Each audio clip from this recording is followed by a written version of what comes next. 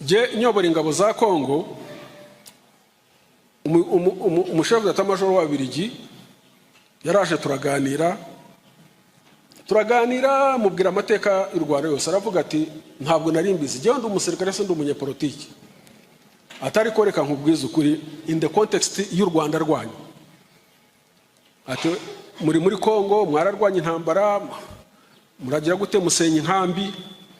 Ati mwibaza ko hari umuryango mpuzamahanga n'umwe uzigera ubashimira ko mwacyuye abanyarwanda mugasenya inkambi?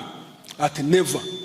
Ati ibyo ngibyo mubimenye, muzabipfa n'amahanga akomeye, muzabipfa n'imiryango ikomeye, kuko you stepped on their interests. Interest zabo mwarazangije, kuko ni business. Yongera akandi kantu kari very sensitive ariko ka making a sense. Ya arambwira ati rero, ati mwebwe abanyarwanda ni mutirwanaho ngo mukemure ibibazo byanyu, mutibaza ngo twebwe hari icyo tuzabamarira. Ati ndakubwiza ukuri, ati mwebwe mugira ethnicities ebyiri, abahutu abatutsi. Ati yes, twebwe the west abazungu, icyifuzo cyacu nuko haba imvururu zituma abahutu bahunga, kuko abahutu bo bahunze ni benshi cyane, kandi yari benshi biradufasha kugabura, gutanga imfashanyo, business ikiyongera. Ati naho mwebwe abatutsi you are handful, muhunze nta ubitaho, nta nuwabaha agaciro, kuko nta business value mufite, muri bakeya. Ati nicyo dupfana namwe, nta kindi.